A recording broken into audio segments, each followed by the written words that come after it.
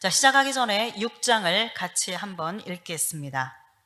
내가 봄에 어린 양이 7인 중에 하나를 떼시는데 그때에 내가 들으니 내 생물 중에 하나가 우레소리같이 말하되 오라 하기로, 이에 내가 보니 흰 말이 있는데 그 탄 자가 활을 가졌고 면류관을 받고 나아가서 이기고 또 이기려고 하더라.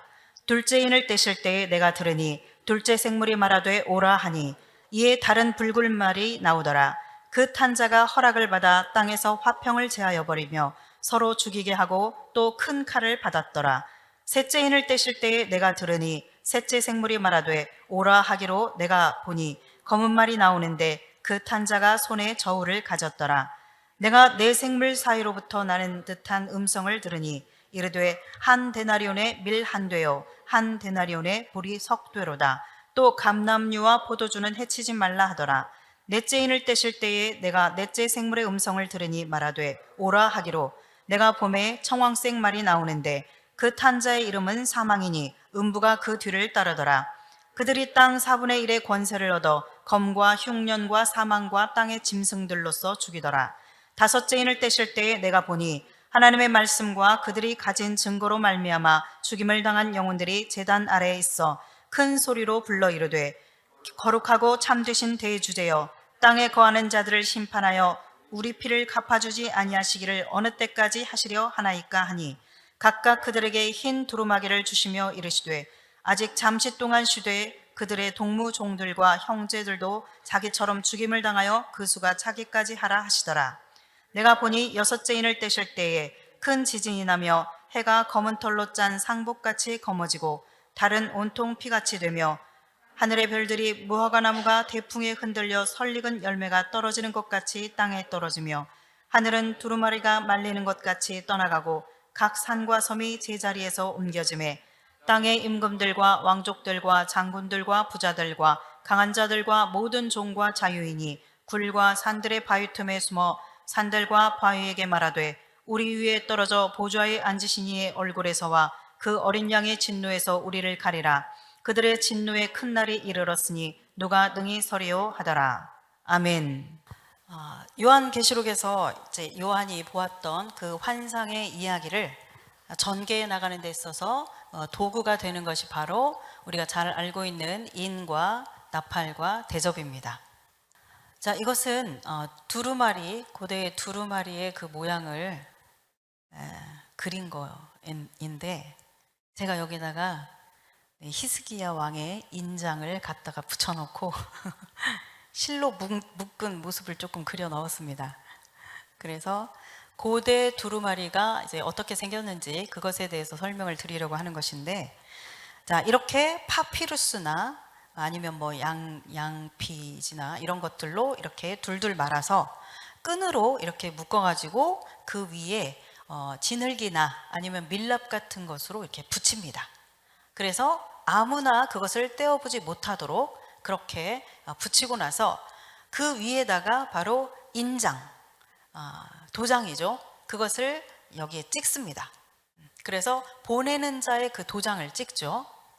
이것은 지금 이제 이스라엘에서 발견되었던 인장 반지 가운데 하나인데, 자, 고대에는 이렇게 반지를 꼈는데 반지에다가 이렇게 그 왕의 이름 그리고 어떤 상징하는 그림 이런 것을 새겨 넣어서 도장처럼 사용을 했죠. 그래서 요셉에게 그 바로가 이렇게 인장 반지를 줬을 때 그 인장 반지라고 하는 것은 모든 서류에 이렇게 쾅 찍어서 직인처럼 사용했던 그러한 그 도장을 줬다라는 겁니다. 그러니까 바로에게 있었던 그 어떤 권세, 이것을 실권을 그 요셉에게 이렇게 줬다라는 의미인 것이죠. 이런 식으로 사용했는데, 자, 이 인장은 히스기야 왕의 인장입니다.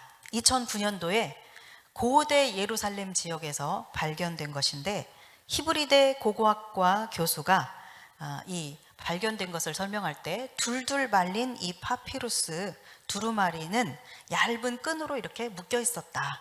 그리고 인장으로 이렇게 인봉이 돼 있었다. 봉인돼 있었다. 그렇게 설명을 하고 있습니다. 발굴된 그 인장이 바로 히스기야 것인데, 여기에 써 있는 것은 뭐라고 써 있냐면 우리는 잘 하나도 모르겠죠? 무슨 말인지. 여기에 이렇게 써 있습니다. 유다 아하스 왕 아들 히스기야의 것, 이렇게 써 있습니다. 자, 인이 붙어 있을 때는 그래서 그 두루마리의 내용이 도대체 무엇인지 알 수가 없습니다. 그렇죠? 그것을 인을 하나씩 하나씩 떼서 쭈르륵 하고 열어보기 전까지는 그 두루마리 안에 무슨 내용이 있는지 알 수가 없어요. 그렇죠? 자, 그래서 그 내용을 알기 위해서는 인을 떼야 됩니다. 따라서 지금 우리가 읽은 이 6장에서의 이 내용은, 인을 떼는 이 내용은 무슨 말이냐면 두루마리의 그 내용이 공개된다. 도대체 이 속에 뭐가 써 있는지 알 수 없었던 이 비밀, 이것이 하나씩 하나씩 인을 뗄 때마다 이제 이것이 무슨 내용인지가 이렇게 공개된다라는 그런 뜻입니다. 그래서 그 안에 무슨 내용이 있는지를 알 수 있게 된다라는 이야기죠. 따라서 이것은 재앙이 아닙니다.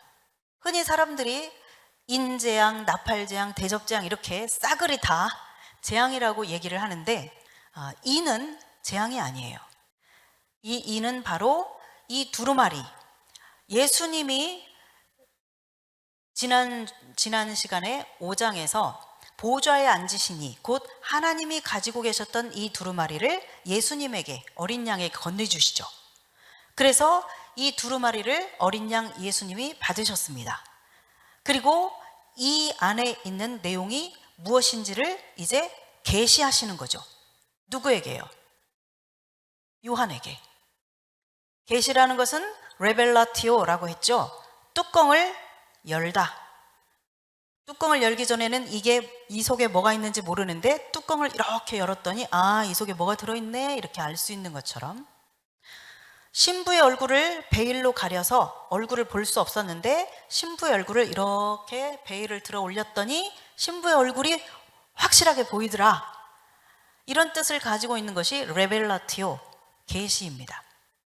그래서 두루마리에 적혀 있어서 이게 인봉되어 있어서 알 수 없었던 그 내용이 인을 하나씩 하나씩 떼어서 떼므로써 이 두루마리 안에 있는 내용이 쫙 오픈된다라는 그런 의미를 가지고 있습니다.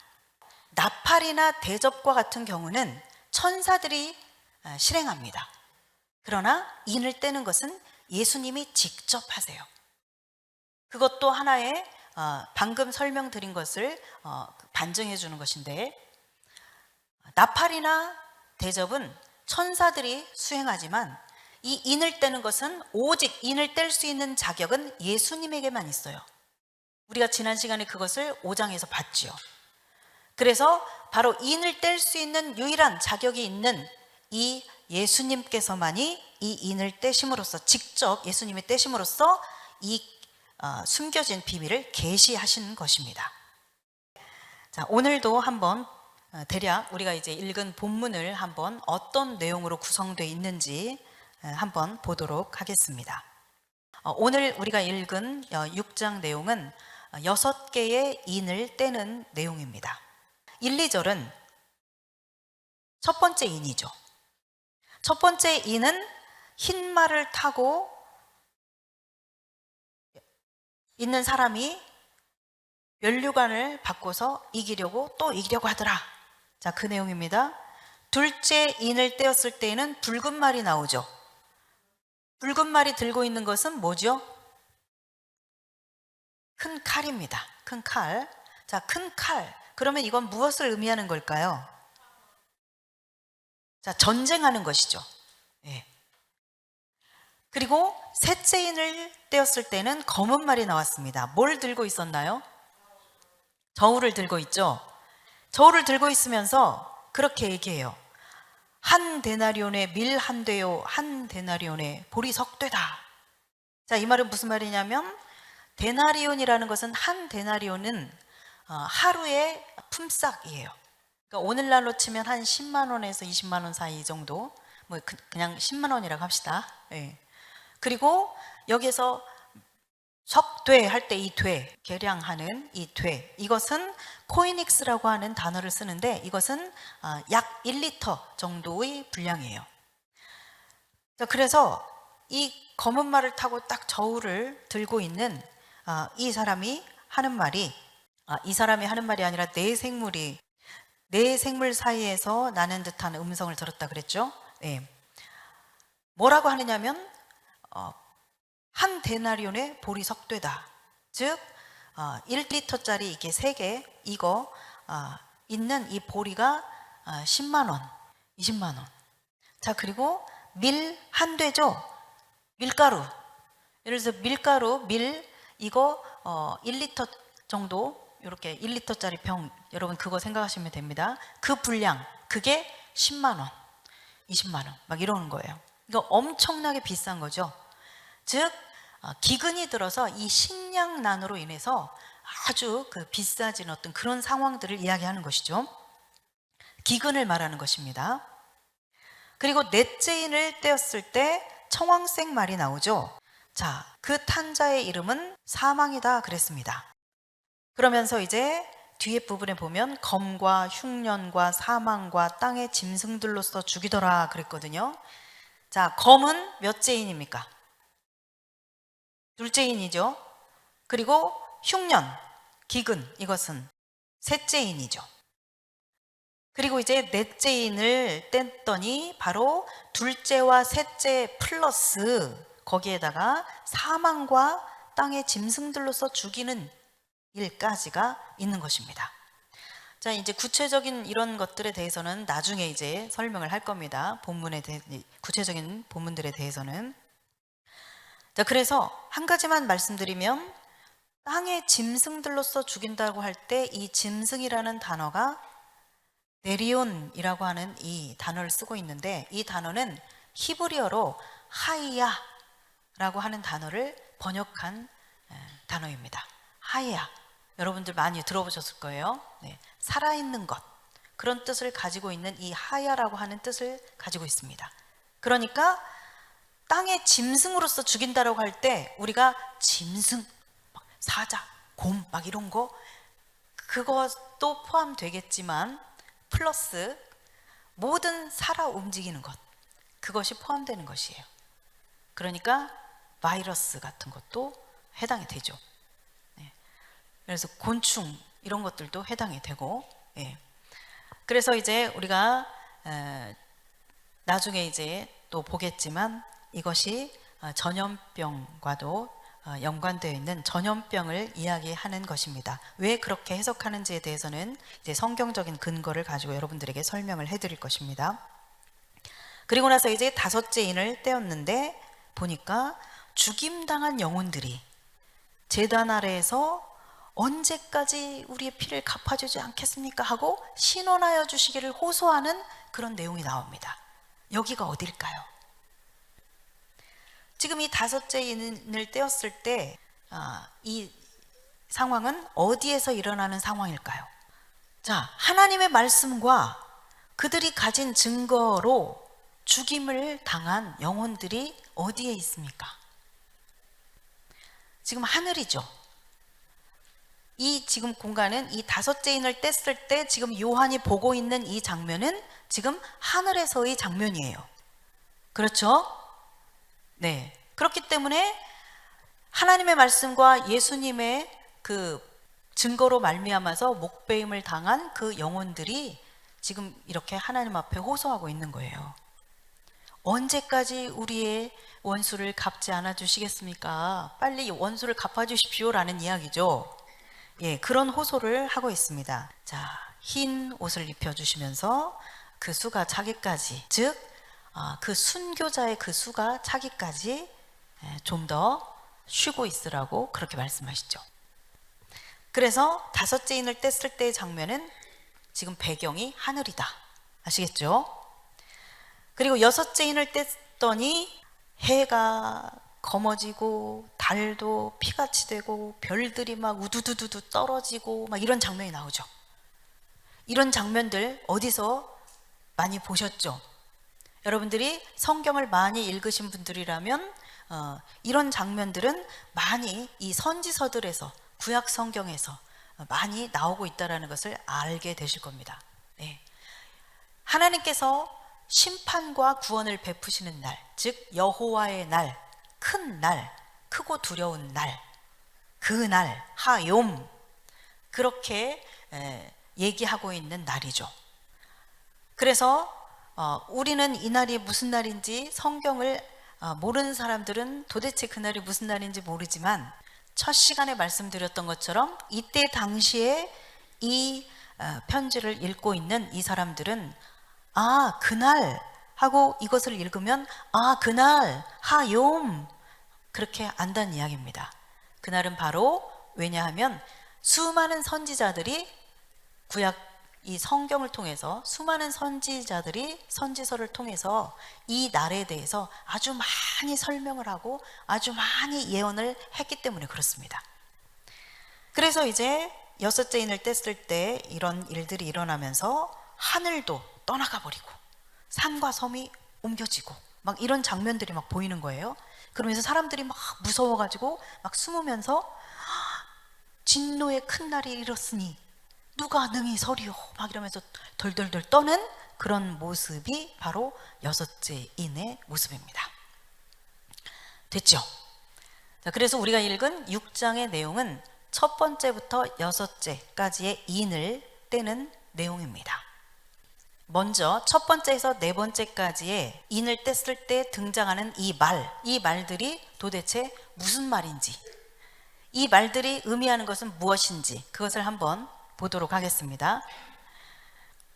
자, 이 말이 무슨 말인가, 이것을 어떻게 해석해야 되는가, 우리는 이제 이 6장에서 이 말과 그 다음에 이 인의 내용들을 해석하는 데 있어서 아주 중요한 두 군데의 성경 구절을 보게 될 텐데, 첫 번째 말에 대해서 알기 위해서는 스가랴서 6장을 봐야 됩니다. 그리고 이제 전체적인 이 인의 내용을 알기 위해서는 우리가 이제 마태복음 24장을 보게 될 것입니다. 이 두 가지가 굉장히 중요하죠. 스가랴서 6장을 한번 보도록 하겠습니다. 여기에 보면, 자, 거듭 말씀드리지만 우리가 성경을 해석할 때 특히 이런 어려운 묵시와 같은, 요한계시록과 같은 이런 책들을 해석할 때 우리가 자의적으로 해석하면 절대로 안 된다고 했습니다. 모든 것을 성경의 근거 안에서 찾을 수 있어야 됩니다. 스가랴서 6장 1절에서 8절까지 같이 읽겠습니다. 내가 또 눈을 들어본즉 내 병거가 두 산 사이에서 나오는데 그 산은 구리산이더라. 첫째 병거는 붉은 말들이, 둘째 병거는 검은 말들이, 셋째 병거는 흰 말들이, 넷째 병거는 어룽지고 건장한 말들이 메었는지라. 내가 내게 말하는 천사에게 물어 이르되 내 주여 이것들이 무엇이니까 하니, 천사가 대답하여 이르되 이는 하늘의 내 바람인데 온 세상의 주 앞에 서 있다가 나가는 것이라 하더라. 검은 말은 북쪽 땅으로 나가고 흰 말은 그 뒤를 따르고, 어룽진 말은 남쪽 땅으로 나가고 건장한 말은 나가서 땅에 두루 다니고자 하니, 그가 이르되 너희는 여기서 나가서 땅에 두루 다니라 하매 곧 땅에 두루 다니더라. 그가 내게 외쳐 말하여 이르되 북쪽으로 나간 자들이 북쪽에서 내 영을 쉬게 하였느니라 하더라. 아멘. 네, 지금 이 장면은 스가랴가 환상을 본 내용입니다. 환상을 봤는데 이 스가랴가 본 환상에서도 네 종류의 말이 나옵니다. 그래서 먼저 첫째 병거에 붉은 말이 나오죠. 네, 첫째 병거에는 붉은 말이 나옵니다. 그리고 둘째 병거에는 뭐가 나오나요? 검은 말. 그리고 셋째 병거에는 흰 말. 넷째 병거에는 어룽지고 건장한 말. 이렇게 네 종류의 말이 나옵니다. 자, 이 말들이 무엇인가 했더니 여기에서 천사가 대답하기를 이는 하늘의 내 바람이다, 그렇게 얘기합니다. 아르바 로타 샤마임, 하늘의 내 바람, 이렇게 말하고 있거든요. 자, 여러분 아르바미님 옛날에 이렇게 초막절에 이스라엘 백성들이 4개의 그 식물 가지를 흔들고 이렇게 그 예배하는 그 이야기 할 때 아르바미님이라고 한다고 그랬죠. 이 4가지 식물을, 식물, 이 넷이라는 뜻이에요. 아르바. 루호트는 루아흐. 우리 오전 시간에도 나왔는데 루아흐, 이 말은 여러분들이 알고 있어야 되는 중요한 단어입니다. 왜냐하면 성령님 할 때 이 영이라는 그 성령님을 얘기할 때도 이 루아흐라고 하는 단어를 쓰죠. 영들을 이야기할 때. 그래서 영, 숨, 이렇게 훅 하는 숨, 호흡, 바람, 그런 뜻을 가지고 있는 게 이 루아흐라고 하는 단어입니다. 그래서 하늘에, 하샤마임, 샤마임, 우리 지난 시간에 하늘 얘기했죠.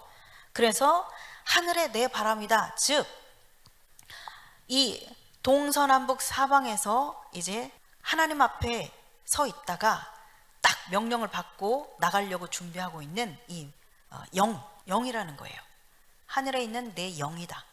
그래서 이제 여기에서 명령이 내려지면 그 명령을 받으면서 이렇게 쫙 말들이 나가죠. 하나님이 심판을 행하고자 하시는 그 심판을 행하는 일들을 맡아서 쫙 파송을 받는 영들이에요. 8절에 보면은 북쪽에서 내 영을 쉬게 하였느니라. 자, 지금 이 북쪽은 바벨론을 말하는 거예요. 이스라엘을 중심으로 북쪽은 바벨로니아, 남쪽은 이집트죠. 그래서 이 지금 하나님께서 스가랴에게 보여주시는 환상을 통해서 내가 바벨론을 심판하겠다, 그 말씀을 하시는데 이렇게 말을 등장시켜서 설명을 하시면서 내 영이 쉬게 하였다, 이 말은 흡족하다, 그런 뜻입니다. 그런 표현이에요. 네. 자, 여기에 이렇게 이 4가지 말이 나오는데, 그러면 우리가 본 요한계시록에서 등장했던 이 4인을 땜으로써 등장한 이 말들을 한번 보도록 하겠습니다. 자, 첫째 인을 뗐을 때 흰 말이 나왔죠. 둘째 인을 뗐을 때는 붉은 말, 셋째 인을 뗐을 때는 검은 말, 넷째 인을 뗐을 때는 청학색 말입니다. 자, 스가랴서 6장에 나온 붉은 말이 둘째 인에 나오죠. 그리고 검은 말이 셋째 인에 나오죠. 흰 말이 첫째 인에 나옵니다. 그리고 어룽지고 건장한 말, 이것은 청황색 말로 이렇게 나옵니다.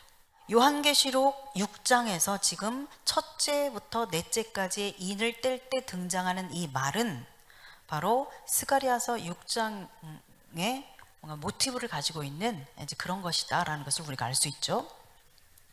앞에서 그 영들에 대해서 설명할 때 말씀드린 것처럼 여러분들이 스가랴 6장 4절 5절 그 부분에 보면은 하늘에 내 바람인데 온 세상의 주 앞에 서 있다가 나가는 것이다, 그렇게 말하고 있잖아요. 예. 온 세상의 주 앞에, 하나님의 보좌 앞에 있다가 명령을 받고 나가서 일하는 영이다, 그런 뜻이에요. 아시겠죠? 네.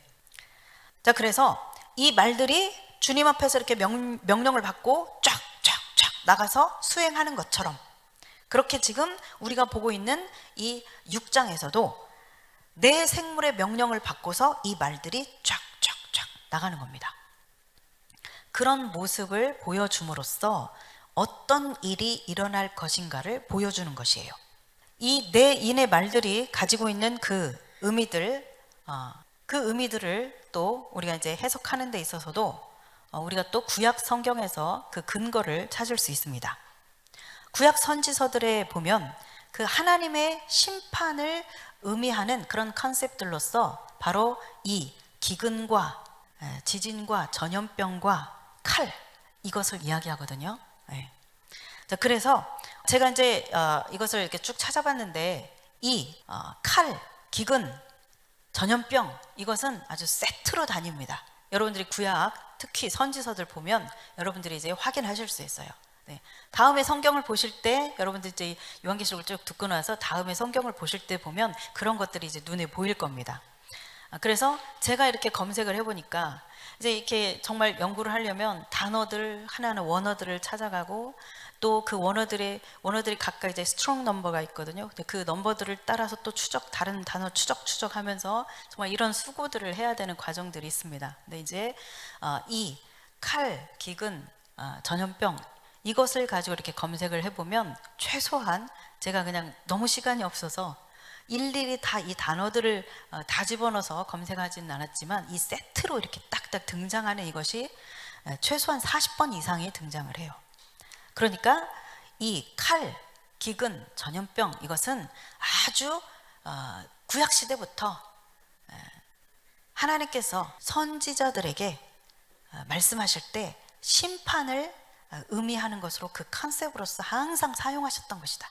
그래서 하나님은 칼로서, 기근으로서, 전염병으로서, 사나운 짐승, 이제 짐승을 이야기하는데 그런 것으로, 그리고 지진으로 그렇게 심판을 하신다라는 것을 우리가 확인할 수 있습니다. 에스겔 여기에서도 보면 그냥 딱 두 군데만 제가 대표적으로 찾았습니다. 그래서 칼과 기근과 사나운 짐승과 전염병 이렇게 나오죠.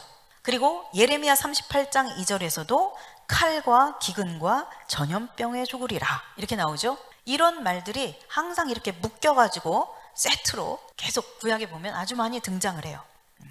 여러분 이제 또 한 가지 중요한 또 한 가지 이야기를 해드리겠는데, 인을 떼는 것이 말하자면 앞으로 하나님께서 그 심판과 구원에 대해서 어떤 계획을 가지고 계신가, 이렇게 너희들을 구원할 것이고 나는 이렇게 이 세상 나라를 심판할 것이다 라고 하는 그 심판과 구원에 대한 그 계획, 비밀들을 이렇게 쫙 공개하시는데 그것이 6장과 7장까지라는 것입니다. 이게 굉장히 중요한 거예요. 이게 이제 전체 구조를 구성하는 아주 중요한 그런 이제 인사이트인데, 대부분 이제 제가 아직까지 저처럼 얘기하는 사람을 이제 들어보지는 못했어요.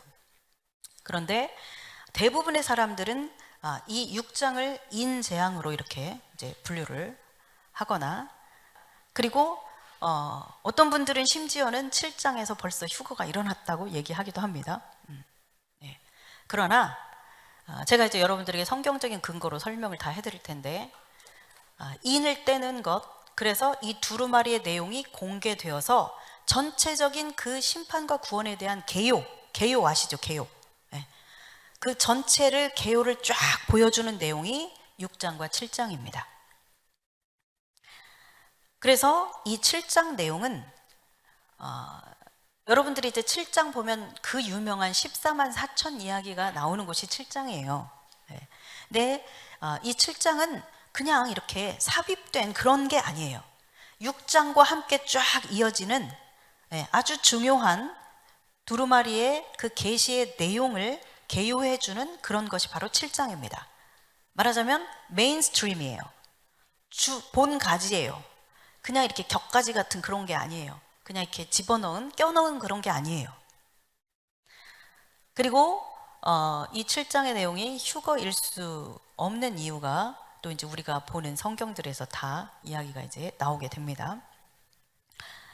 자, 그래서 6장과 7장 이 장은 함께 묶어서 두루마리의 전체 내용의 개요를 이야기해주고 있다. 그게 오늘의 가장 중요한 여러분들이 가지셔야 될 깨달음입니다. 자, 우리가 본 6장에 보면은 여섯째 인을 뗐을 때 12절에서 17절까지죠. 난리가 났죠. 지금 해도 검어지고 달도 피같이 되고 막 별들이 다 떨어지고, 여러분 우리가 별이 떨어진다 그러면 아이고 별 떨어졌네 그냥 이렇게 읽지만, 여러분 별 하나가, 혜성 하나가 이 지구에 날아오면 어떻게 되는지 여러분들 아시죠? 네. 그것이 어느 만큼의 어떤 별이 어디에 어떻게 떨어지냐에 따라서 지구가 완전히 없어져 버릴 수 있는 그런 거예요. 그죠? 네. 근데 이 별들이 막 떨어지고 하늘이 슉 없어져 버리고, 네. 이런 일들이 막 일어나요. 그러면서 자, 어린 양의 진노가 지금 임했어요. 벌써 여섯째 인에서. 그쵸? 그래서 17절에서 막 그러잖아요. 그 16절 뒷부분에 그 어린 양의 진노에서 우리를 가리라. 이 말은 무슨 말이에요? 지금 어린 양의 진노가 임했다는 얘기잖아요. 그래서 진노의 큰 날이 이르렀으니 누가 능히 서리오 이렇게 얘기하잖아요. 그 어린 양의 진노가 지금 임했다. 그런데 이 진노로부터 우리를 누가 가려줄까 막 이러고 있는 거잖아요. 그리고 나서 심판, 그 심판 이야기가 있는데, 심판이, 자, 주님이 오시면 심판만 일어나는 게 아니죠. 구원이 일어나죠. 구원. 그래서 구원의 측면을 7장에서 보여주고 있는 겁니다. 우리가 우선 우리가 6장 6째 인에 대해서 조금만 더, 왜 이것이 여기에서 실제적으로 지금 일어난 사건이 아니라 그냥 보여주는 것인가를 이해시키기 위해서 제가 여러분들에게 성경적인 근거를 말씀드리도록 하겠습니다. 자, 심판이 일어났어요. 그리고 7장에서는 이제 구원을 받는 장면이 그려집니다. 자, 그래서 심판과 구원의 두 장면이 이제 그려지고 있는데, 자, 6장 마지막에서 그렇게 얘기해요. 진노의 큰 날이 이르렀으니 누가 능히 서리오 하면서 끝나죠. 누가 능히 서리오, 누가 능히 설 수 있는지 보여줄게 하면서 7장에서 이제 구원받는 자들의 모습이 나오는 것입니다. 한편, 자, 이렇게 심판을, 이렇게 지금 어린 양의 진노가 임하여서 심판이 일어나고 있는데, 한편 구원받는 백성들은 하고 그 구원받은 백성들의 모습을 그리고 있는 것이 7장 모습이에요. 자, 그래서 7장의 내용은 요한계시록의 이 마지막 장인 22장, 21장, 여기에 나와 있는 모습들이 이미 표현되어 있어요. 자, 한번 보도록 하겠습니다. 자, 7장 15절이에요. 7장 15절에 보면 그의 성전에서 밤낮 하나님을 섬김에, 그렇게 얘기하고 있죠. 자, 여러분들이 요한계시록 22장 3절을 찾아보시기 바랍니다. 자, 여러분들이 이제 요한계시록 22장과 21장에서 이 7장에서, 요한계시록 7장에서 말하고 있는 내용들이 바로 21장, 22장에 나와 있는 것을 여러분들이 보게 됩니다. 자, 22장 3절 한번 읽어봅시다. 다시 저주가 없으며 하나님과 그 어린 양의 보좌가 그 가운데 있으리니 그의 종들이 그를 섬기며. 아멘. 네, 여기 보니까 우리가 7장 15절에서 말하고 있는 그의 성전에서 밤낮 하나님을 섬김에 라고 하는 이 이야기가 바로 22장 3절에서 나오죠. 하나님과 그 어린 양의 보좌가 가운데 있고 그 종들이 하나님을 섬기고 있더라, 이 얘기가 나오죠. 22장 내용입니다. 자, 그리고 15절에 보좌에 앉으신 이가 그들 위에 장막을 치시리니, 이렇게 나오죠. 이 이야기가 21장 3절에 나옵니다. 자, 21장 3절 한번 읽겠습니다. 보라, 하나님의 장막이 사람들과 함께 있음에 하나님이 그들과 함께 계시리니. 아멘. 네, 자, 보좌에 앉으신 이가 그들 위에 장막을 치신다라고 7장 15절에서 얘기하고 있는데, 그 이야기가 바로 저기 뒤에 21장에 나오는 거예요. 하나님의 장막이 사람들과 함께 있음에, 그러죠. 자, 그리고 17절에서 하나님께서 그들의 눈에서 모든 눈물을 씻어 주실 것이라, 그렇게 말씀하고 있는데 21장 4절 봅시다. 거기 보면 모든 눈물을 그 눈에서 닦아주시니 하고 나오죠. 지금 저기 끝에 부분에 있는 21장에 나오는 이야기가 바로 이 초반부에 이제 인 떼자마자 인 6째 인 여기에서 등장한다는 이야기입니다. 자, 17절 읽습니다. 이는 17절에 보면 이는 보좌 가운데 계신 어린 양이 그들의 목자가 되사 생명수 샘으로 인도하시고, 그렇게 나오죠. 이 이야기는 21장 6절에 나옵니다. 내가 생명수 샘물을 목마른 자에게 값없이 주리니, 이렇게 나오죠.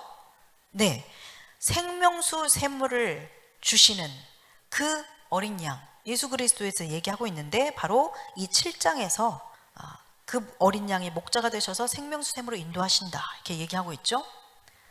자, 그래서 우리가 지금 이렇게 몇 가지 방금 확인한 것처럼 이제 드디어 우리가 인을 시작했는데 인을 이제 뗐는데 벌써 여기 초반부부터 저기 22장, 21장 저 끝부분에 나오는 이야기가 벌써 여기 6째 인에서 나온다는 이야기죠. 이 이야기는 무슨 얘기입니까? 실제로 지금 이 사건이 일어나고 있다라는 얘기가 아니라, 실제로 지금 이 인을 떼는 것이 재앙으로 임한 것이 아니라 앞으로 이렇게 하나님께서 진행시켜 가실 것이다 라고 하는 그것을, 계획을 쫙 보여주신 거라는 이야기입니다. 이해되십니까? 네. 그래서 어린 양 예수님이 두루마리의 6째 인을 떼셨을 때까지의 이 내용은 바로 7장까지다. 그래서 6장에 6째 인을 뗐을 때 심판에 해당하는 부분이 나오고, 7장은 구원받은 자들의 그 모습이 나온다, 이것입니다. 그래서 이것이 이제 전체 구조를 잡는 이것이 굉장히 중요합니다. 여기에서 이제 틀려버리면 이제 꼬이는 거죠. 요한계시록 일단 그 전체 구조를 한번 간략히 보여드리고, 6장, 7장 이 6째 인을 설명을 드렸으니까 간단히 이제 전체 구조를 좀 설명드리고 가겠습니다. 그게 여러분들이 이렇게 중간에 한 번쯤 이렇게 구조를 한번 보면서 가는 것이 훨씬 나을 거예요. 자, 우리가 이제 본 것처럼 1장에서는 예수 그리스도의 계시라 그러면서 이제 이 서론적인 이야기를 했습니다. 그리고 어떻게 이 편지를 쓰게 되었는지를 이제 설명하고, 그 다음에 2장, 3장은 7 교회에 보낸 그 편지가 있죠. 7 교회를 향한 하나님의 그 말씀이 있습니다. 2장, 3장에. 그리고 나서 이제 4장, 5장에는 하늘에서 일어나고 있는 그 예배, 경배, 그 장면을 쭉 이야기하면서 그곳에서 예수님이 두루마리를 취하셨다 하는 내용이 나옵니다. 이 중요하죠? 예수님이 두루마리를 취하신 것이. 왜냐하면 이제 이 두루마리를 인을 떼면서 이제 펼쳐야 되니까. 그 다음 장부터 저 맨 뒤에 마지막 장 22장 6절부터 끝절까지는 말하자면 끝맺는 말 같은 거예요. 1장이 시작하는 말이었다면 이제 끝맺는 말 같은 이제 그런 이야기가 22장 6절부터 끝까지 여기에 나오는 거예요. 그리고 이제 이것이 바로 인을 뗀 공간입니다. 자, 인을 하나, 둘, 셋, 넷, 다섯, 여섯, 이 6인을 뗐더니 전체 나머지 이 빈 공간이 쫙 다 메꿔졌죠? 네.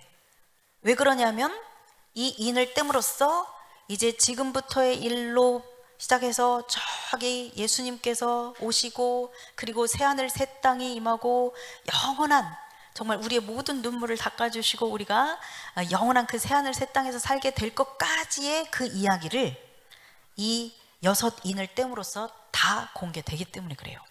그래서 말하자면 개요, 6장과 7장은 이 전체 심판과 구원의 개요를 이야기하는 것이다, 그 이야기입니다.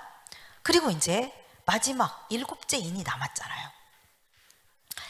이 7째 인을 뗀다는 것은 무슨 의미일까요? 여러분들이 한번, 제가 이제 설명을 드렸으니까 7째 인을 뗀다, 마지막 인을 뗀다, 이 말은 무슨 말일까요? 완전하게, 이제 완전하게 공개되는 거예요. 즉 그렇다면 이 심판과 구원이 어떻게 일어나는데, 어떻게, 그 구체적으로 어떻게 심판이 이루어지고 구체적으로 어떻게 구원이 일어나는 것에 대한 그 구체적인 것들을 완전하게 쫙 오픈해주는, 개요 말고 6째까지는 개요였잖아요. 근데 여러분 이렇게 두루마리가 이렇게 말려 있는데 6째인 뗐어도 이거 하나 붙어 있으면 완전히 못 펴보잖아요. 네.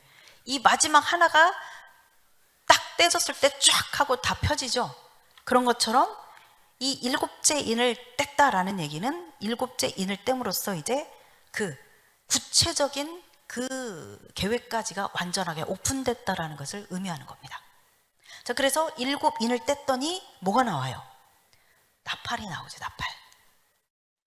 그래서 7인을 뗐더니 하나, 둘, 셋, 넷, 다섯, 6 나팔, 6 나팔을 부는 그 일이 일어납니다. 그래서 각각 나팔이 이제 의미하는 것들이 쭉 나오죠. 네. 우리가 이제 7장까지 얘기했습니다. 7장까지 얘기했고 이제 8장과 9장은 나팔 이야기예요. 8장은 첫 번째부터 네 번째 나팔 이야기 나오죠. 그리고 9장은 다섯째, 여섯째 나팔 이야기가 나와요. 그래서 8장과 9장은 이렇게 나팔 이야기가 나옵니다. 그리고 그 다음에 이제 9장 다음에 10, 11, 12장. 이것은 자 10, 11장은 앞에 두 증인이 활동하는 그 시기의 이야기가 나오고 13장은 뒤에 42달 그 두 짐승이 활동하는 때의 이야기가 나와요. 여러분들이 이쯤에서 요한계시록을 잘 안 읽어오셔가지고 내용이 무슨 내용이 나오는지 잘 모르시면 지금부터 이제 골치가 아파질 수 있어요. 여러분들이 계속 이렇게 반복해서 많이 읽어보시기 바랍니다. 네. 그래서 자 7장까지가 인되는 거고 8, 9장은 나팔이고 이제 10, 11장은 그 나팔에 대해서 자, 6 나팔이 부러졌잖아요. 이 나팔에 대해서 더 자세하게 구체적으로 또 10장, 11장에서 이야기하고 13장에서 이야기하고 12장은 뭐냐면 이것도 이 기간에 포함되는 거예요. 나팔 기간에. 자 이제 나중에 다 설명을 드리겠지만 이 나팔 기간이 곧 한일의 기간입니다. 한일의 즉 다니엘 선지자를 통해서 예전부터 예언하셨던 그 한일의 기간이 바로 이 나팔 기간이에요. 그래서 이 나팔 기간 중에 말하자면 샤브아 7년이죠. 7년. 그 중에서 3년 반 1260일 동안은 두 증인이 활동하고 42달 이 절반은 두 짐승이 활동하는 그런 시기예요. 자, 그래서 이 앞에 두 증인이 활동하던 그 시기 8장에 해당하는 부분을 10장, 11장, 12장에서 이야기하고 그 다음에 9장 다섯째, 여섯째 인, 즉 두 짐승이 활동하는 시기의 이야기를 12, 13장에서 이야기해요. 그러니까 12장은 걸쳐 있는 거예요. 한일의 절반 때 그 중간 때의 이야기에 집중되어 있는 게 12장 이야기예요.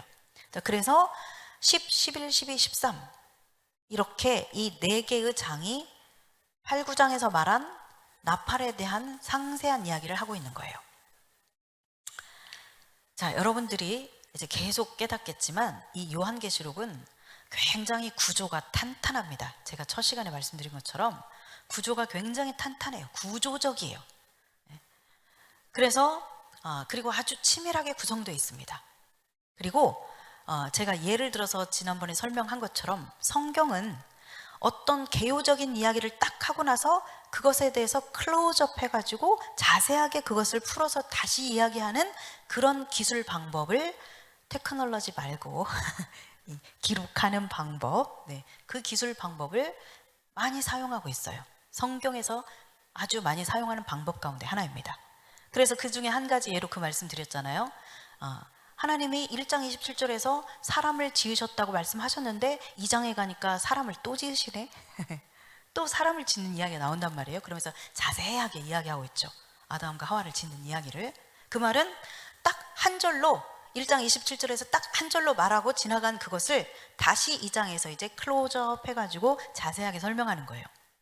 자, 이 요한계시록도 이런 방법을 아주 많이 사용하고 있어요. 제가 이것을 이제 쭉 연구하면서 보니까 이 방법을 아주 많이 사용하고 있어요, 요한이. 그래서 그 6, 7장에서 이렇게 개요를 쫙 설명하고 나서 이제 자세하게 그것에 대해서 8장부터 이제 쫙 이야기를 하는 거예요. 그리고 8장, 9장에서 나팔 이야기도 또 이것을 자세하게 10장부터 13장까지 또 이야기하는 거예요. 이런 식으로 구성이 돼 있어요. 그러면 이 인들 하나하나가 도대체 무슨 의미인가? 이것도 우리가 이제 그냥 그런 것 같아 이런 느낌으로 해석하면 절대 안 되는 겁니다. 네, 우리는 성경을 가지고 해석할 수 있어야 돼요. 그래서 우리는 이제 지금부터 마태복음 24장을 가지고 이 여섯 인에 대해서 어떻게 예수님께서 이미 다 미리 말씀해 주시고 가셨는지 그것을 우리가 확인을 할 것입니다. 예수님께서 이미 다 말씀을 해주고 가셨어요. 자, 그러면 이제 우리가 마태복음 24장을 한번 보도록 하겠습니다. 마태복음 24장입니다. 우리가 이 요한계시록 6장, 7장의 이 내용을 이해하는 데 있어서 이 마태복음이 아주 중요합니다. 그리고 이 마태복음을 보면 24장을 보면 6장과 7장을 우리가 연결해서 봐야 된다라는 것을 더 확실하게 우리가 또 느낄 수 있죠. 마태복음 24장 이 내용은 24장, 25장은 예수님께서 이제 마지막 죽으시기 전에, 잡히시기 전에 그 마지막 주간에 하셨던 흔히 감람산 강설이라고 이야기하는 그 내용이 24장, 25장이에요. 이것은 마지막 때에 대한, 세상 끝에 대한 그런 말씀들로 이루어져 있습니다. 이제 그것을 우리가 이제 보는 것인데, 이 이야기의 시작은 그래요. 예수님께서 이 예루살렘 성을 보시면서, 그러니까 23장 37절부터 보면 그 이야기가 나오죠. 예루살렘을 보시면서 이 예루살렘이 황폐하게 될 것을 말씀하세요. 그리고 나서 이제 24장에 들어와서 또 저 성전도 돌 하나도 돌 위에 남지 않는다, 다 무너진다라는 그런 말씀을 하시죠. 그런 말씀을 하시니까 제자들이 그렇게 여쭙는 거예요. 어느 때에 이런 일이 있겠습니까? 그리고 주님의 주의 임하심과 세상 끝에는 무슨 징조가 있겠습니까? 이렇게 질문합니다. 이 제자들은 왜 예루살렘이 망하면서 이 성전이 돌 하나도 돌 위에 남지 않는다고 말씀하셨는데 왜 생뚱맞게 여기에서 이 마지막 때와 주의 임하심을 얘기를 할까? 네. 근데 이 제자들이 사오정 같은 것이 아니라 이들에게 있어서 이 성전이 완전하게 돌 하나 위에 돌 하나도 남지 않고 완전하게 없어진다라고 하는 것은 지금까지 그런 일이 없었거니와 그런 일은 있을 수도 없는 일이에요. 그냥 그 일이 일어난 건 그건 그냥 세상 끝인 거야. 어떻게 하나님의 임재가 있고 그 하나님이 거하시는 그 성전이 완전하게 이 돌 하나도 돌 위에 남지 않는 그런 식으로 완전하게 무너질 수가 있어. 그건 세상 끝인 거죠. 그러면서 이제 이렇게 제자들이 질문을 한 겁니다. 그러자 예수님께서 이제 4절부터 그것에 대해서 말씀하고 계시는 거예요. 자, 4절, 5절 예수께서 대답하여 이르시되 너희가 사람의 미혹을 받지 않도록 주의하라. 많은 사람이 내 이름으로 와서 이르되 나는 그리스도라 하여 많은 사람을 미혹하리라. 아멘. 네, 여기 보니까 사람들을 미혹하는 것에 대해서 얘기하고 있어요. 첫 번째 말씀하시는 거, 이 미혹을 받지 않도록 조심해라, 그 얘기를 하십니다. 그러면서 내가 메시아다. 그리스도라는 말은 히브리어로 마샤흐, 메시아라는 뜻입니다. 내가 메시아다 이러면서 그렇게 사람들을 막 미혹하는 일들이 있다라는 것이죠. 요즘 말로 치면 내가 그리스도라고 하는 저기 이만희 씨나 안상홍 같은 사람들, 이상한 그런 사람들도 마찬가지잖아요. 내가 하나님이다 이거죠. 내가 구원자다 이거죠. 그리스도다 이거죠. 네. 그런 미혹하는 일들이 있을 것이라는 얘기죠. 그 다음에 이제 두 번째는 6, 7절 난리와 난리 소문을 듣겠으나 너희는 삼가 두려워하지 말라. 이런 일이 있어야 하되 아직 끝은 아니니라. 민족이 민족을, 나라가 나라를 대적하여 일어나겠고. 여기까지. 예. 난리와 난리 소문, 민족이 서로 싸우고 나라를 대적하고, 이거 지금 뭐에 대해서 얘기하고 있는 거예요? 그렇죠. 전쟁에 대한 이야기를 하고 있는 거죠. 자, 그리고 이제 세 번째는 곳곳에 기근이 있다 그랬습니다. 7절 그 중반부에 보면 곳곳에 기근이 있다 그랬어요. 기근. 그리고 네 번째로 지진이 있다 그랬습니다. 곳곳에 지진이 있으리라. 그러면서 이 모든 것은 재난의 시작이다, 이렇게 얘기하고 있습니다. 이렇게 이제 재난의 시작, 즉 어떤 그 재난이 시작된 것의 사인으로서의 일들이 일어나고 그것으로서 일어나는 일들을 지금 이렇게 얘기했어요. 그 다음에 이제 9절부터는 무슨 얘기가 나오냐면 그때 사람들이 너희를 환난에 넘겨주겠으며 해서 9절과 9절에서 12절까지는 그 환난을 당하는 이야기가 나옵니다. 그죠?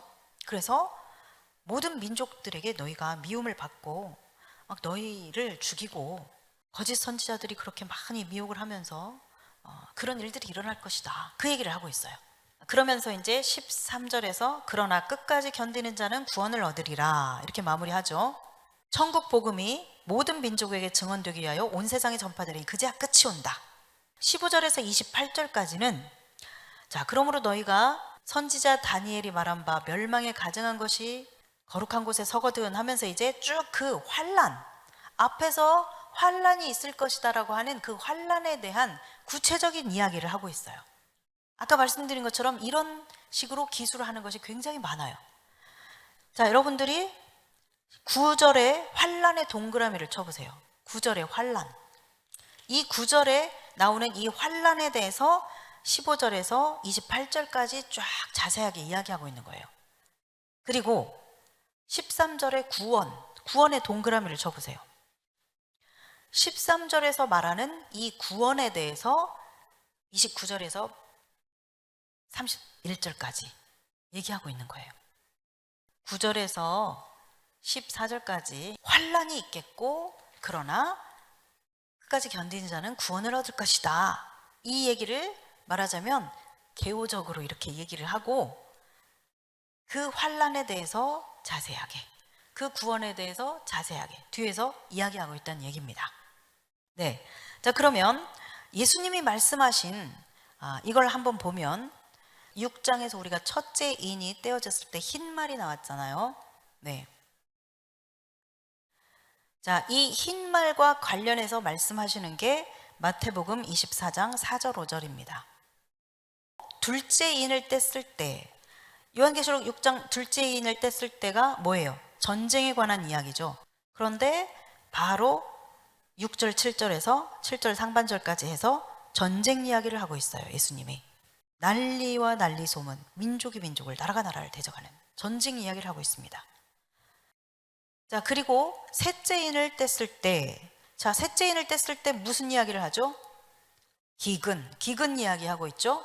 그런데 바로 이 마태복음 7절 그 중간 그 다음에 전쟁 이야기 한 다음에 곳곳에 기근이 있다라는 것을 이야기하죠. 순서가 지금 같이 가고 있어요. 그리고 넷째 인을 뗐을 때는 둘째와 셋째 플러스에 사망과 전염병이 있게 되죠. 여기에서는 지금 지진을 이야기하고 있습니다. 이 부분은 이따가 설명을 드릴게요. 사망을 이야기하는 것을 우리는 이제 이 지진과 연결해서 볼 수 있어요. 그걸 이따가 설명을 드릴게요. 다섯째 인을 뗐을 때 내용이 뭐였죠? 복음 때문에 죽임당한 영혼들이 신원해 주실 것을 호소하는 내용이었죠. 즉 환난을 받았던 자들, 환난 가운데서 죽임을 당했던 자들이 그 피의 값을 갚아주시기를 호소하는 내용이 나와요. 그런데 마태복음에 이제 보면 9절에서 28절까지가 바로 이 환난에 대한 이야기를 하고 있죠. 그리고 나서 이제 여섯째 인을 뗐을 때 심판과 구원에 대해서 말씀하시죠. 그런데 바로 이 마태복음 24장 29절에서 31절까지 보면 바로 여기에서 구원의 이야기를 하고 있어요. 자, 여기에서 해가 어두워지고 달이 빛을 내지 않고 별들이 떨어지고 이 부분은 심판 부분에 해당되는 부분이죠. 그래서 심판과 구원에 관한 이야기, 즉 여섯째 인에서 이야기하고 있는 것을 바로 여기 29절에서 31절까지 이야기하고 있어요. 우리가 마태복음 24장을 보면 이 인을 떼시는 것이 지금 예수님이 직접 인을 떼시면서 이걸 계시해 주시죠.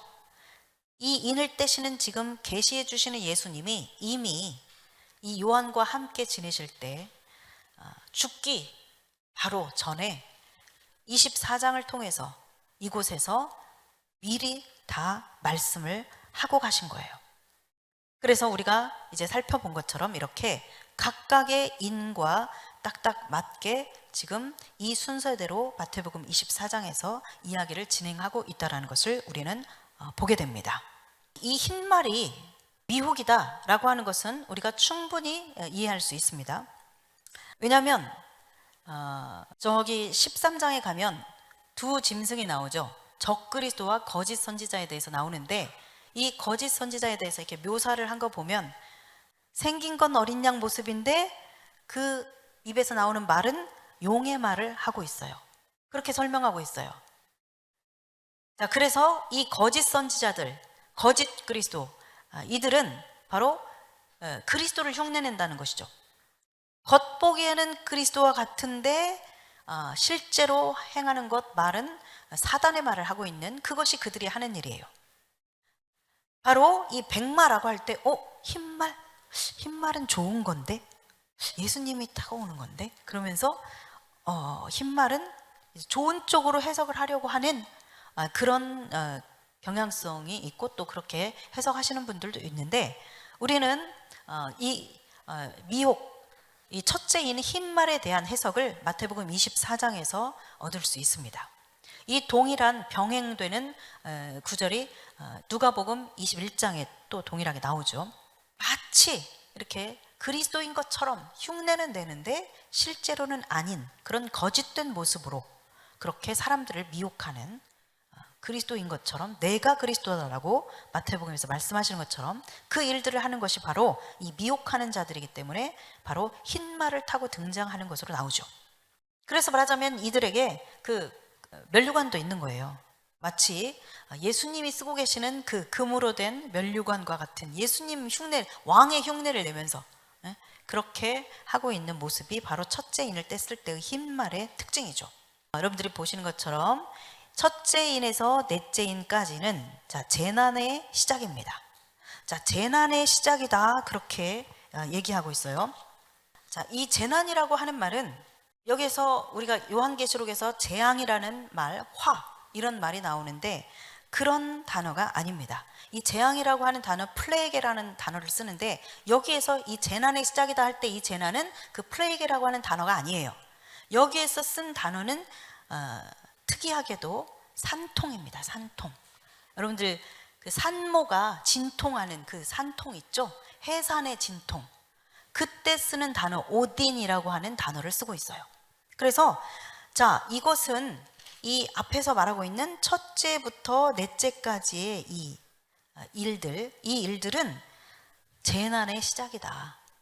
즉 산통, 이 진통이 시작된 것이다 라고 말씀하고 있는 것이죠. 첫째 미혹, 둘째 전쟁, 셋째 기근. 그런데 넷째를 보면 어떤 양상이 빚어져요.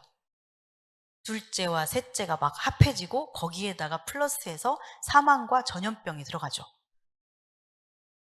그래서 이 넷째인이 떼어지는 이 시점, 이때는 이제 총체적인, 정말 이 총체적인 한꺼번에 이 모든 것들이 이런 상황들이 막 벌어지면서, 그러면서 그 강도도 더 강해지고, 예를 들어서 미혹하는 일, 그 전에 지금 요한이 계시를 받기 전에 있었어요, 없었어요? 있었어요. 간간히 있었습니다. 그래서 요한 1서에 보면 이 거짓 그리스도에 대해서 요한이 이야기하고 있거든요. 적 그리스도에 대해서, 거짓 선지자에 대해서 얘기를 하고 있어요. 물론 거기에서 말하는 그 적 그리스도와 이 요한 계시록에서 말하고 있는 적 그리스도는 달라요. 그런 어떤 미혹하는 일들이 조금씩 조금씩 있었어요. 지금까지 있어 왔어요. 그리고 지진도 있어 왔죠. 종종 있어 왔습니다. 그리고 전쟁도 조금씩 조금씩 이렇게 있어 왔죠. 그리고 기근도 부분적으로, 지역적으로 있어 왔습니다. 이렇게 종종 간헐적으로 이렇게 있어 왔던 이런 일들이 이제 마지막 때가 되었을 때는, 하나님이 정하신 어떤 그 때가 되었을 때는 이제 막 정신을 차릴 수 없을 만큼 막 한꺼번에 이것들이 강도도 더 강해지고 횟수도 더 잦아지고, 그리고 그 서로의 간격도 더 이렇게 좁아지고, 진통이 시작될 때는 이렇게 이러다가 한동안 또 그냥 있습니다. 그러다가 또 몇 분 있다가 이러면서 또 아프다고 했다가 또 괜찮아서 또 한참 뭐 몇십 분 있다가 또 이러잖아요, 처음에는. 응? 그러다가 점점 시간이 흐를수록 어때요? 이제 더 강하게 아파져요. 그리고 그 간격도 이제 이 진통이 찾아오는 그 시간도 점점점 좁아지죠. 간격도 짧아지고 자주 아파지죠. 그러면서 그 강도가 세워지고 횟수가, 이 진통의 횟수가 많아지고 마치 그런 것처럼 지금 이 일들을 기근과 이런 전쟁과 뭐 사망과 지진과 이런 미혹, 이런 일들을 예수님께서 설명하실 때 이것은 진통의 시작이다, 그렇게 말씀하신 거예요. 그런데 이 네 번째 요때 이때가 어느 때냐면, 자, 다섯째 인을 뗐을 때가, 이때가 지금 한일의 때의 이야기예요. 여러분들이 이제 요한계시록을 읽어서 이제 그 내용을 여러분들이 잘 알고 있어야 이제 이 설명들을 좀 잘 들으면서 여러분들이 힘들지 않게 이제 갈 수 있는데, 자, 환란이 일어나는 그 시기, 이 마태복음 24장에서 이 환란에 해당되는 설명들을 했던 이 시기는 바로 한 일회에 해당되는 시기예요. 여기 보면 다섯째 인에서 죽임당한 자들이 막 호소하잖아요. 이 말은 무슨 말이냐면 그만큼 그때가 되면 죽임당하는 자들이 많다는 얘기예요. 그래서 그러면서 그 수가 차기를 기다리신다라는 것이죠. 그래서 환란을 의미하는 거예요. 여기에서 다섯째 인을 뗐을 때 죽임당한 자들이 호소하는 이 장면들은 바로 환란의 시기를 지금 이야기해 주는 거란 이야기입니다. 한일의 기간의 이야기를 대변해 주고 있는 거예요, 대표로. 그리고 나서 여섯째 인을 뗐을 때가 이제 심판 구원 이야기, 이 이야기를 하고 있는데, 말하자면 이 한일의 기간은 이제 점점 앞에 1290일 끝나고 그 이후에 이제 이 한일의 절반을 기점으로 해서 그 42달 기간 동안은 극심한, 정말 이제 곧 애가 나오기 직전에 아주 그 통증이 강한 그런 진통이 있는 것과 같은 그런 시기가 바로 이제 이 42달의 기간이죠. 그래서 예수님이 이것은 재난의 시작이다, 이렇게 표현을 하신 거예요. 자, 누가복음 21장에서도 우리 한번 간단하게 이렇게 짚어보면 8절에서 미혹을 받지 않도록 주의하라 그러죠. 첫째 인에 해당되는 겁니다. 그 다음에 9절에서 난리와 소요의 소문, 자, 전쟁에 관한 이야기, 둘째 인을 뗐을 때 이야기 나옵니다. 10절에서도 계속되고 있죠. 나라와 나라가 대적하는 일. 그 다음에 이제 11절에서 곳곳에 큰 지진과 기근과 전염병이 있겠고 그랬습니다. 자, 이게 바로 이제 기근이 세 번째죠. 그리고 네 번째가 바로 전쟁과 지진과 기근과 전염병, 이 모든 것들이 이제 총체적으로 진행되는 그것이 바로 넷째 인을 뗐을 때 이야기예요. 그래서 말하자면 다섯째 인을, 이게 한일회이기 때문에 넷째 인을 뗐을 때의 이 시기는 바로 한일회를 앞두고 있는, 한일회 직전의 그 시기예요. 그렇기 때문에 이 넷째 인의 이 시기가 이제 말하자면 한일회가 시작되기 위한 어떤 진통들이 막 일어나는 그런 시기인 것이죠. 그리고 12절에서 이 모든 일 전에 내 이름으로 말미암아 이제 환난을 받는 일들이 일어난다라고 하는 다섯째 인에 해당되는 이야기를 하고 있습니다. 그러면서 이제 그 뒤로도 20절부터 24절까지 이 한일의 절반 때에 있는 그 환난의 이야기를 하고 있어요. 그러면서 25절, 26절에서는 같이 읽겠습니다. 1월 성신에는 징조가 있겠고 땅에서는 민족들이 바다와 파도의 성난 소리로 인하여 혼란한 중에 곤괄이라. 사람들이 세상에 임할 일을 생각하고 무서워함으로 기절하리니 이는 하늘의 권능들이 흔들리겠습니다. 아멘. 네, 이것이 바로 재림 직전의 상황이에요. 그러니까 앞에 20절에서 24절까지는 한일의 절반 이후로의 한일의 일곱째 마지막 나팔이 불려지기 전 그 42달의 그 극심한 그런 환란의 때, 그때 이야기를 하고 있고, 25절, 26절에서는 이제 예수님이 재림할 때가 이제 완전히 임박한 거예요. 그래서 25절, 26절에서 설명한 것은 바로 주님의 재림 직전의 어떤 그 징조들을 얘기한 거예요. 그리고 나서 이제 27절에 드디어 그때 사람들이 인자가 구름을 타고 능력과 큰 영광으로 오는 것을 보리라, 이렇게 설명하고 있죠. 그래서 우리가 본 요한계시록 6장에서의 이 순서 그대로 지금 마태복음 24장과 누가복음 21장에서 예수님이 말씀하시는 이 장면에서 바로 우리가 본 그대로 그 순서대로 지금 예수님이 설명을 하고 계시다라는 이야기입니다. 그래서 다섯째 인은 한일의 때의 이야기이고, 여섯째 인은 인자의 오심, 즉 인자가 오심으로 인해서 심판과 구원이 일어나는 것, 그것을 말하는 것입니다. 자, 이것이 바로 이제 여섯 인과 마태복음 24장과의 그 관계입니다. 이해되셨나요? 이제 이러한 일들이 일어나게 되면 이것은 이제 해산의 진통이 시작된 것이다 라고, 그렇게 마태복음 24장 4절에서 8절까지의 그 일들을 예수님이 설명하신 겁니다. 그리고 여기에 해당되는 것이 바로 첫째 인에서 넷째 인까지의 이야기입니다. 그리고 그 다음에 이제 해산 직전에 극심한 진통이 있게 되는데, 지금 제가 이렇게 표시한 부분은 한일회를 표시한 것인데, 특별히 이 기간에 극심한 그 해산 직전의 진통이 있게 될 겁니다.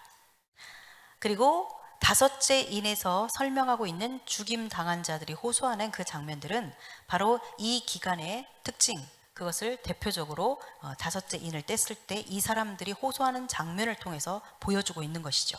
한일의 기간을. 그리고 이제 여섯째 인을 땜으로써 마태복음 24장 29절에서 32절까지 1절까지에서 얘기하는 것처럼 심판과 구원이 일어나는 것입니다. 그래서 마태복음 24장 4절부터 32절 1절까지의 이 이야기가 이 여섯인 이 이야기와 어떻게 연결되고 맞아떨어지고 있는지를 여러분들에게 설명드렸고, 그러므로 여섯인을 떼는 것은 6장과 7장까지를 포함해서 6, 7장이 인을 떼는 내용에 해당된다라는 이야기입니다. 아시겠죠? 네, 오늘은 이 부분만 잘 이해하시면 됩니다. 네. 마무리하자면 첫째인 미혹, 둘째인 뭐죠? 전쟁, 셋째인 기근, 넷째인 둘째와 셋째가 합해진 전쟁과 기근과 플러스 사망과 짐승으로서 죽이는 것, 즉 살아있는 것으로 죽이는 것, 전염병을 의미하는 것이에요. 다음 시간에 이제 설명드릴게요. 그래서 이러한 일들이 있게 되는데, 이런 일들이 일어나게 되면, 특히 이런 일들이 빈번하게 이제 아주 그냥 일상적인 것처럼 자주 그런 이야기들이 들리고 그런 일들이 일어나고, 이런 그 강도 높게 이런 일들이 일어나고 이런 때가 되면, 그것은 바로 주님이 오실 그때를 준비하기 위해서 하나님께서 이제 구체적으로 일을 시작하신 때이다 라는 것을 말씀하시는 겁니다. 그리고 나서 이제 그 마지막 이제 한일회 동안, 그 중에서도 마지막 이 42달 동안의 두 짐승 기간에 일어나는 그 환란, 극심한 환란 기간, 이 기간에 대한 이야기를 다섯째 인에서 그 복음 때문에 죽임 당한 영혼들이 호소하는 그 장면을 통해서 이야기해주고 있고, 그리고 이제 여섯째 인을 뗐을 때에 심판이 임하는 장면이 일어나고, 그리고 7장에서 구원이 일어나는 이 장면이 일어난다. 우리는 어느 시점에 있는가? 그 시점에 관해서는 다음 시간에 이제 자세하게 좀 이야기하면서 나누게 될 텐데, 우리는 바로 이 넷째 인을 뗐을 때 이 총체적으로 종합적으로 전쟁과 기근과 지진과 전염병과 이런 것들이 막 이게 일어나는 그런 시기 있죠. 이 시점에 우리는 살아가고 있다라고 저는 이제 봅니다. 그리고 특별히 그 재난의 시작, 진통의 시작이라고 말씀하신 그 시점을 저는 19세기 말, 이제 1800년대 말이죠. 19세기 말부터 그 1차 세계대전, 2차 세계대전의 조짐들이 이렇게 보이죠. 그때부터. 그러면서 특별히 그 이스라엘을 그 유대인들에 대한 그런 학대와 핍박 이런 일들이 일어나면서 시오니즘이 생기게 되었고, 그러면서 알리아가 막 시작되고, 그러는 와중에 1차 대전, 2차 대전이 터지고, 뭐 이 부분에 대해서는 이제 다음 시간에 설명을 드리겠지만, 역사 이래로 그 1차 대전, 2차 세계대전은 바로 우리가 주님이 오시는 이 때와 관련해서 굉장히 중요한 분기점이 되죠. 그래서 1차 대전, 2차 대전, 세계대전이 일어나고, 그래서 거의 대부분의 많은 나라들이 이 전쟁에 참여하고 혹은 전쟁에 그 피해를 입고, 그리고 그 전쟁이 종료되면서 그 이후로 엄청난 뭐 민족 분쟁이 정말 자료를 다 찾을 수가 없을 만큼 민족 분쟁이 굉장히 많습니다. 우리가 지금 그냥 우리가 살기 바빠가지고 잘 몰라서 그렇지. 특히 이 세계대전이 맞춰지면서 그것으로 인한 여파로 이 민족 간의 분쟁들이 굉장히 많습니다. 아주 많아요. 전 세계적으로. 그런 일들이 일어나고, 그러면서 이제 뭐 다음 시간에 또 영상도 이제 이렇게 좀 보면서 그렇게 설명을 드릴 텐데, 그 모든 진행되는 그런 일들이 지금은 이미 이제 한 100년 전쯤에 이미 그 시점들을 통해서 이 산통, 진통은 시작되었다. 그래서 많이 우리가 지금 와 있고, 특히 중요한 사건이 바로 그렇게 2차 대전을 마치면서 이스라엘이라고 하는 나라가 생겼죠. 1948년 5월 14일에 국가로서 생겼습니다. 다시 말하면 성경에서나 글자로 있었던 이스라엘이라고 하는 나라가 그동안에는 없었어요. 그래서 설명한 것처럼 성경을 볼 때 이스라엘 그러면 교회, 나, 성도 뭐 이렇게 해석을 했었는데, 진짜로 이스라엘이라는 나라가 생겼다는 얘기죠. 현대의 역사 속에, 세계사 속에 이것이 굉장히 중요한, 하나님이 이제 예수님이 오실 때를 위해서 본격적으로 일을 시작한 아주 중요한 그런 그 사건 가운데 하나입니다.